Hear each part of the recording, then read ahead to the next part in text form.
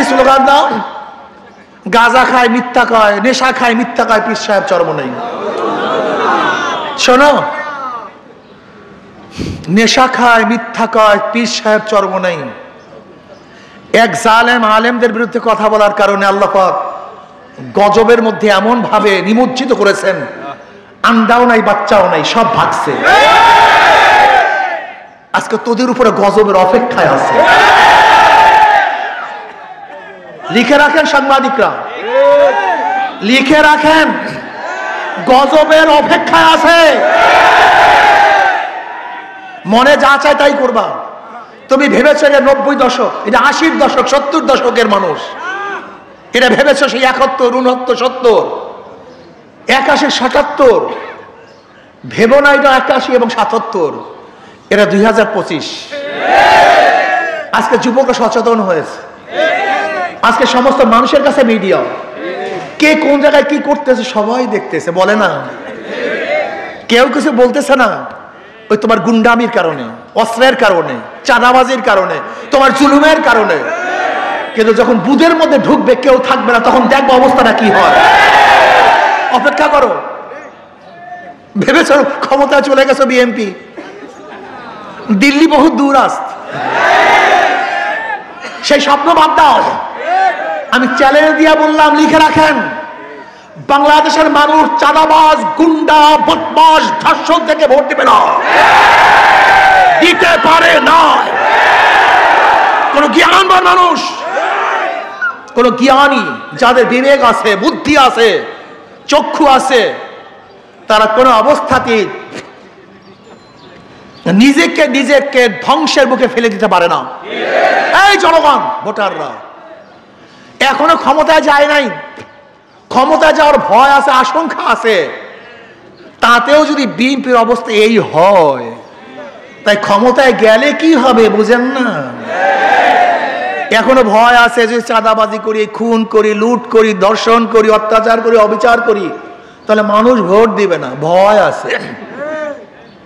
এই ভয়কে উপেক্ষা করে যাই কাজ করতেছে, যখন ভয় থাকবে না, তোমাদেরকে মাছির মতো মনে করবে, মশার মতো মনে করবে, মানুষকে মানুষ মনে করবে না। তুমি কি জানো, আল্লাহ না করুক, এই চাঁদাবাজরা যদি আমার ক্ষমতা আসে, এই দোকানদারি করতে পারবেন না, কেউ বাড়িঘর তুলতে পারবেন না, কোন ব্যবসায়ীরা টাকা নিয়ে রাস্তায় নামতে পারবেন না। কিন্তু এখন নিজেদের বুকের মধ্যে নিজেরা ছুরি মারবেন কি মারবেন না, এই সিদ্ধান্ত আপনাদের। আমরা অগ্রিম কথা বলে গেলাম, গরিবের কথা বাসি হলে ফলে। আমরা তো হুজুর মানুষ, আমাদের কথা তো ফলবে না, বিশ্বাস করবেন না। আমি অনেক আগেই বলেছিলাম, যারা টক শো করেন, আপনারা ভেবেছেন বিগত দিনের রেজাল্ট দেখে। আমাকে এক সাংবাদিক প্রশ্ন করছে, বিএনপির এত ভোট, এত ভোট, এত ভোট। আমি বলি, বিএনপির তো ভোট নেই। সে আশ্চর্য হয়ে গেছে, এত ভোট পেয়েছে। আমাকে বিএনপির কোনো ভোট নেই। এই ভোট একসময় ছিল মুসলিম লীগের, মুসলিম লীগের ভোটের পরে ওই ভোট চলে আসছে আওয়ামী লীগের, আওয়ামী লীগের পরে ভোট চলে আসছে বিএনপির, বিএনপির পরে ভোট চলে আসছে জাতীয় পার্টির। এবার জোটের ভোট, তার মানে ভোট পরিবর্তনশীল, কেউ জন্ম দেয়া ভোট নাই। ভোটাররা সবসময় দেখবে কার কাছে তার জান মালের নিরাপত্তা আছে। আমাকে এক সাংবাদিক প্রশ্ন করছে, আওয়ামী লীগের ভোট কে পাবে? আওয়ামী লীগের তো বহু ভোট আছে, ভোটাররা তো পালায় নেই, অনেক ভোটাররা তো আছে, তাদের ভোট কে পাবে? আমি বললাম, সহজ কথা, যাদের কাছে তার জান এবং মালের নিরাপত্তা থাকবে তাকে ভোট দিবে। একজন ব্যক্তি কেন ভোট দেয়? আমি ভোট কাকে দেব? যার কাছে আমার জান, আমার মাল, আমার ইজ্জত, আমার আবরু, আমার ছেলে, আমার মেয়ে, আমার স্ত্রী, আমার সন্তান নিরাপদ থাকবে, আমার জায়গা, আমার জমি নিরাপদ থাকবে, আমি তাকেই ভোট দেব, অন্য কাউকে ভোট দিতে পারে না। ইসলামী আন্দোলন বাংলাদেশ বিশ্বাস করে আগামীতে ইনশাআল্লাহ তোমরা যে অঙ্ক করছো, আগের হিসাব শেষ হয়ে গেছে, কারণ ডিজিটাল যুগ, অ্যানালগ সিস্টেম বাদ, যুগই পরিবর্তন হয়ে গেছে।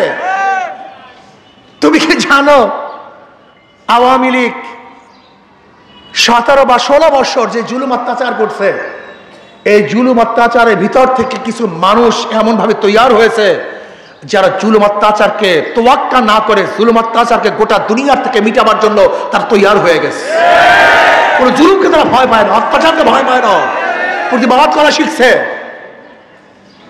আজকে বিএনপি ক্ষমতা আছে বা চাঁদাবাজি করে, সেই একই বিএনপি আর আওয়ামী লীগের একই অস্ত্র দেখিয়ে হুমকি ধুমকি দিয়ে কাউকে ঘরে ঢুকতে দেবে না, যদি ধানের শেষে ভোট না দেয় সেন্টার থেকে ফিরতে পারবে না। কি বক্তৃতা আসছে না দেখেন? এই বক্তৃতা দিয়ে ভোট পাইতে চাও, সে জমানা শেষ হয়ে গেছে। তোমার ভোটের আশায় গুণে বালি চলে গেছে। এবার ভোট দেবে মানুষ শান্তিপ্রিয় মানুষদেরকে।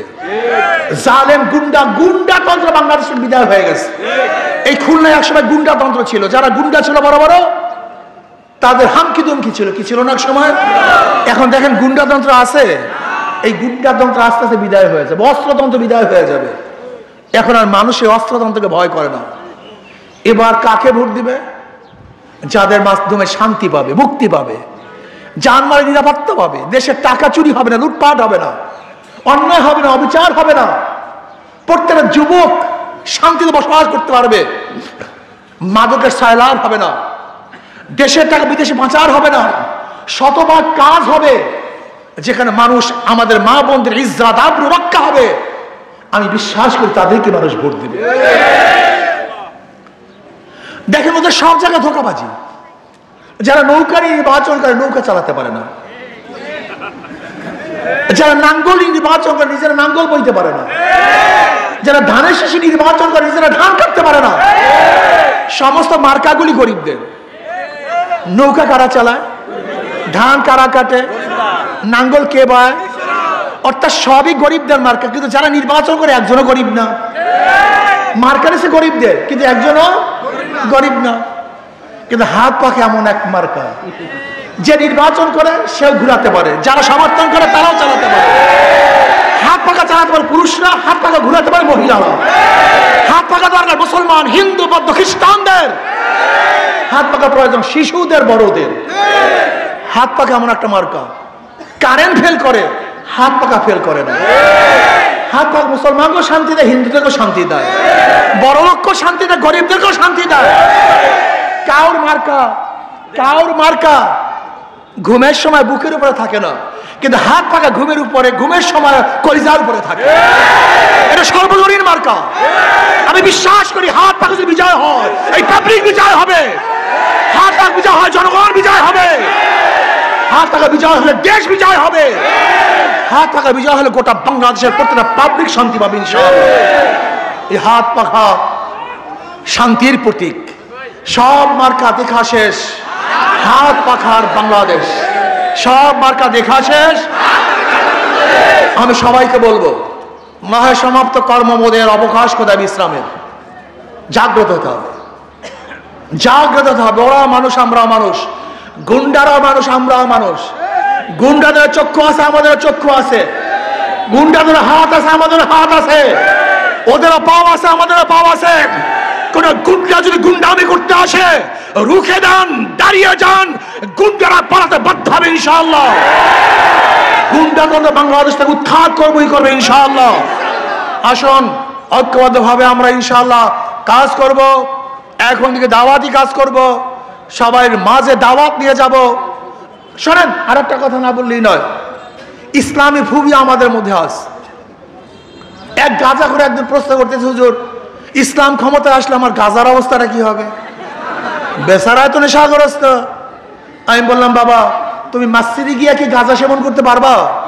বলেন না। আমি বললাম, কেন? কারণ হুজুর পরিবেশ নেই। আমি বলি, ইসলাম ক্ষমতা আসলে গোটা বাংলাদেশটা এমন পরিবেশ হয়ে যাবে যেখানে তোমার থেকে তুমি গাঁজা ছেড়ে দিবা, তোমাকে বলার কোনো প্রয়োজন হবে না। বিশ্বাস হয় না আপনাদের কথা? হয় নাই? আচ্ছা বলেন তো, এখানে যারা আছেন হাজার হাজার মানুষের মধ্যে ধূমপান করেন এমন একজন লোক নাই?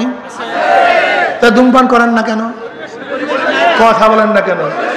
নিষেধ করছি, বাধা দিছি, বলছি, একবার করে মনে চাইছে, তার মানি আজকে মানুষ ধ্বংস হচ্ছে কেন? মানুষ খারাপ হচ্ছে কেন? এই পরিবেশের কারণে। ইসলাম ক্ষমতা আসলে কোনো জোর করার প্রয়োজন নাই। অনেক দাড়ি ছাড়া মানুষ বলে, হলে ইসলাম আসলে মনে হয় আমাকে জোর করিয়া দাড়ি রাখে। বোকা। দুনিয়া আমাদের সবচেয়ে পবিত্র জায়গা হলো মসজিদ। আচ্ছা, মসজিদে ঢুকলে আমাকে বলছে যে দাড়ি রাখো, তারপর মসজিদে ঢোকো? দুনিয়ার সবচেয়ে পবিত্র জায়গা মসজিদ, সেখানে আপনাকে দাড়ি রাখার জন্য বাধ্য করা হয় নাই, টুপি পরার জন্য বাধ্য করা হয় নাই। আর এই গোটা বাংলাদেশে আপনার দাড়ি ছাড়া থাকলে আপনাকে দেশ থেকে তাড়িয়ে দেবে। আপনার মাথার মধ্যে ঢুকাইছে কি? আপনি কি বোকা টোকা নাকি মিয়া? লা ইকরাহা ফিদ্দীন। ইসলামের মধ্যে বাড়াবাড়ি বলতে কিচ্ছু নেই। ইসলাম একটা পরিবেশ সৃষ্টি করবে, যেই পরিবেশের মধ্যে আপনি নিজেই ভালো হয়ে যাবেন, আপনাকে জোর করার কোনো প্রয়োজন নেই। কাজে আসুন আমরা সম্মিলিতভাবে ইসলামী হুকুমাত কায়েম করার জন্য আজকের থেকে আমি সমস্ত বাবাদেরকে বলবো, সমস্ত বোনদেরকে বলবো, ওই বস্তা বসা শয়তান গুন্ডা অবস্থানদেরকে জীবনভর দেখেছেন, ওরা মানুষকে শান্তি দিতে পারে নাই, বরং দুর্নীতিতে দেশকে বাঁচবার চ্যাম্পিয়নশিপ করেছে। এবার আসুন ঐক্যবদ্ধভাবে ইসলামী হুকুমাত কায়েম করব, যেখানে মুসলমান, হিন্দু, বৌদ্ধ, খ্রিস্টান, পুরুষ, মহিলা সবাই অধিকার নিয়ে বসবাস করতে পারবে। আল্লাহ আমাকে, আমাদের সবাইকে কবুল করে নেন। আর পিআর সিস্টেমে নির্বাচন হবে ইনশাআল্লাহ, যে পিআর নির্বাচনের মাধ্যমে ইনশাআল্লাহ জাতীয় সরকার গঠন হবে, যেখানে চাঁদাবাজি থাকবে না, কালো টাকার ব্যবহার হবে না, পেশি শক্তি ব্যবহার করতে পারবে না, যেখানে সেন্টার দখল হবে না। পিআর সিস্টেমে নির্বাচনে বাংলাদেশের জন্য সবচেয়ে নিরাপদ নির্বাচন। কাজে পিআর সিস্টেমে নির্বাচনের জন্য ইনশাআল্লাহ আমরা আন্দোলন করব, সংগ্রাম করব। সরকারকে বলবো পিআর সিস্টেমে নির্বাচন দেন। যদি নির্বাচন না দেন তাহলে অবশ্যই বাংলাদেশের জনগণের কাছে গণভোট, রেফারেন্ডাম দেওয়ার জন্য, গণভোট দেওয়ার জন্য আপনি বাক্স দেন। যদি জনগণ পিআর সিস্টেম চায় তাহলে আমরাও করব, আর জনগণ না চাইলে আমরাও করব না। আল্লাহ আমাদের সবাইকে কবুল করে নেন।